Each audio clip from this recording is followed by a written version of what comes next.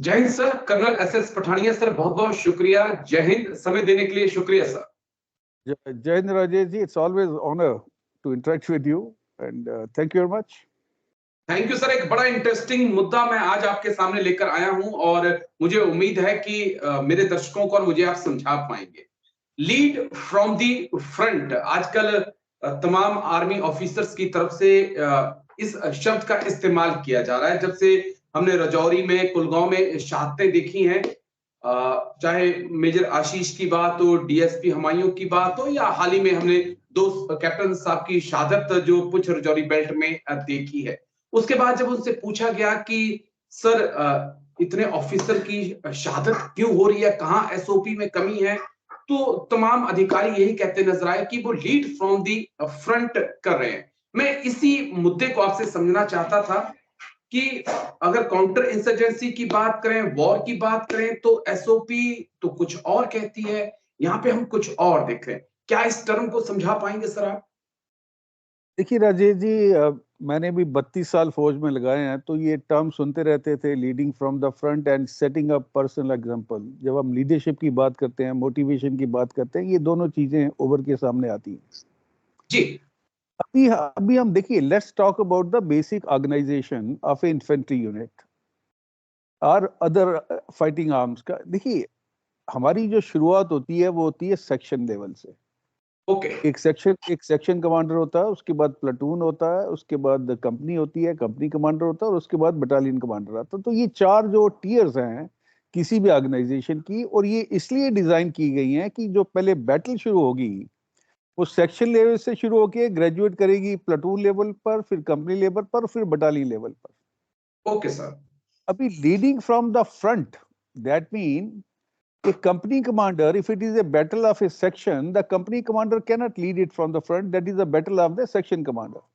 उसके जी बाद वो प्लेटून कमांडर की बैटल होती है। आपने देखा होगा कि हमारी जो जो हमारे परमवीर चक्रा हैं, उन्होंने अपनी अपनी लड़ाइयां लड़ी हैं, और जी उन्होंने अपनी ट्रुप के साथ वो लीडरशिप और मोटिवेशन के जो एग्जांपल है वो सेट किए हैं। Leading the front is a very way kind of A terminology. Does it mean कि मैं, अगर मान लीजिए मैं प्लूटून कमांडर हूं, तो मैं सबसे पहले बैनर लगाऊंगा अपनी राइफल पे और मैं सबसे पहले चार्ज करूंगा? नहीं, जी बिकॉज बैटल जो है उसके लिए करेज और ब्रेवरी तो चाहिए चाहिए, लेकिन उसके साथ आपको टैक्टिक्स की भी जरूरत है।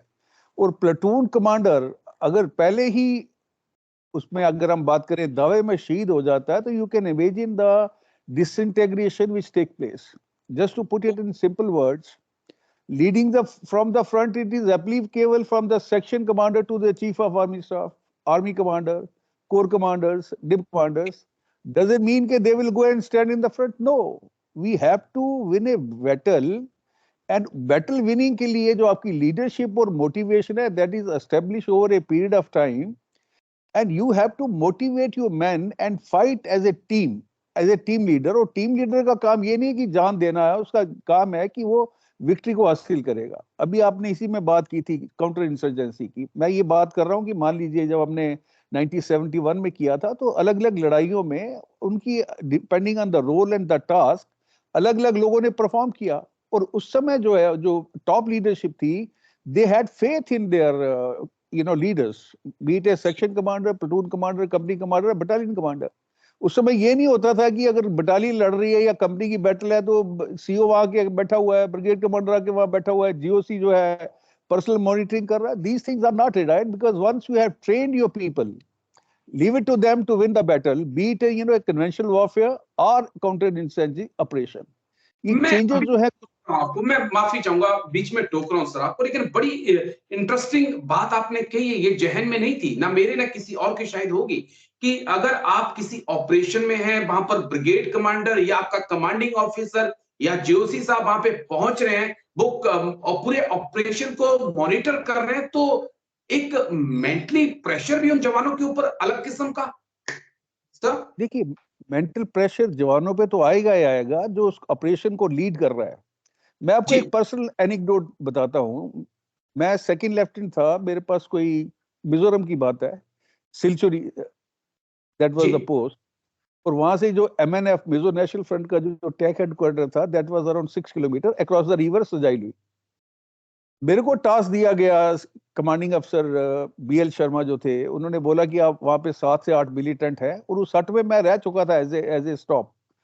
मैंने वहाँ रखी शक्की की हुई थी, तो मैं सेकंड लेफ्टिनेंट था। मैं वहां से मैंने कहा सर ऐसा है, और मेरे साथ एक प्लेटून एक सेक्शन थी BSF की, तो हमने कोई 10 बंदे इकट्ठे कर पाए। BSF का एक inspector, I still remember his name, Jagir Singh, and we set on the mission. 5 घंटे चल के रात में वहां पहुंचे। तो वो लंबी स्टोरी है, लेकिन मैंने जब जाने से पहले, you can imagine, second lieutenant था, 3-4 महीने की नौकरी थी, तो मैंने कमांडिंग अफसर से पूछा, मैंने कहा sir if I get them would you give me leave, छुट्टी दोगे आप? कहता दे दूंगा, ठीक है।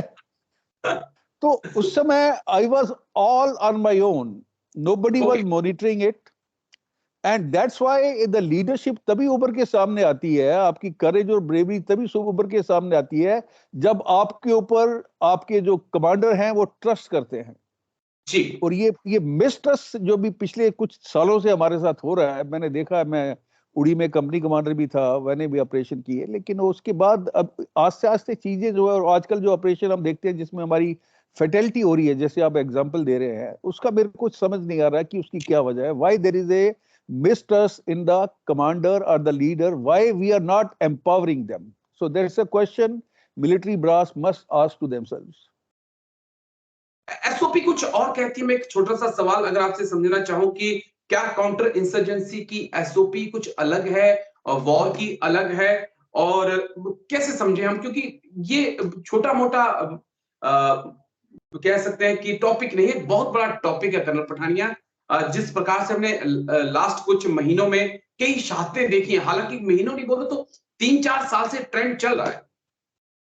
नहीं, ज्यादा है, 3-4 साल से नहीं, ये बहुत ज्यादा देर से ट्रेंड चल रहा है। और एसओपी देखिए, SOP is a guideline. Operation जो है एसओपी के ऊपर नहीं किए जाते हैं, ना ही एसओपी के ऊपर लड़ाई लड़ी जाती है।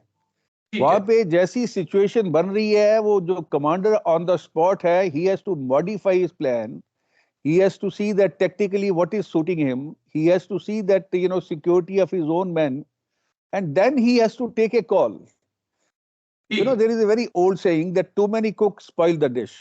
आप एक मान लीजिए एक ऑपरेशन हो रहा है जिसमें प्लेटून कमांडर इन्वॉल्व है, कंपनी कमांडर इन्वॉल्व है, उसके बाद आपका सीओ भी वहीं बैठ जाता है, उसके बाद ब्रिगेड कमांडर भी हो सकता है वहां आके खुद बैठ गया हो, ये और डिव कमांडर जो है मिनट टू मिनट मॉनिटरिंग कर रहा है। तो that is something sad which has creeped in the army, and the organization must take a cognizance and take corrective measures.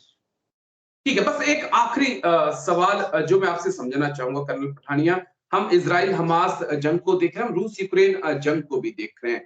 क्या हम अभी भी आतंक के खिलाफ टेक्नोलॉजी का उस लेवल पे यूज नहीं कर पा रहे हैं जिस लेवल पे होना चाहिए कर्नल पठानिया? देखिए, technology is a force multiplier. और कुछ चीजें अगर आप इजराइल हमास वार का जिक्र कर रहे हैं, मैं वो देख रहा था कि अभी वो जो टनल का नेटवर्क है वहां पे, उसको फ्लडिंग कर रहे हैं। बिल्कुल सर। और उसके लिए वो सी वाटर का यूज कर रहे हैं। तो टेक्नोलॉजी इसमें आप बताइए क्या करेगी, बिकॉज दे आर सिचुएशंस। अच्छा, उसके बाद अगर आपकी देखिए अर्बन वॉरफेयर जो चल रहा है, जैसे वो मतलब building to building they have to do the clearing, ये फिजिकल एक्ट है ना। टेक्नोलॉजी इसमें आपको ये बता सकती है कि आप कुछ ड्रोन उड़ा सकते हैं या सैटेलाइट का यूज करके उनकी लोकेशन पिन पॉइंट कर सकते हैं। But when it comes to eliminating the terrorist और हमास के जो ऑपरेटर वहां पे हैं, वो उसमें छुपे हुए हैं, आपके ऊपर अटैक कर रहे हैं, तो it has to be a physical courage and bravery of the soldiers on the ground. Okay, man behind the machine बहुत मैटर करता है। चलिए, बहुत बहुत शुक्रिया सर, बहुत बहुत शुक्रिया कर्नल SS पठानिया मेरे साथ जुड़ने के लिए और बहुत बारीकी से इन चीजों को समझाने के लिए सर। Thank you. जय हिंद सर। Thank you sir. जय हिंद।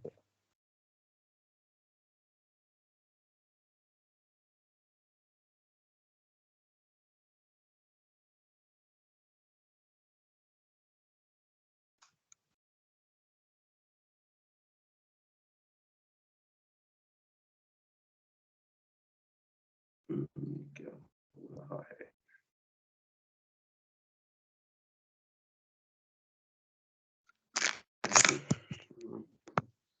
सर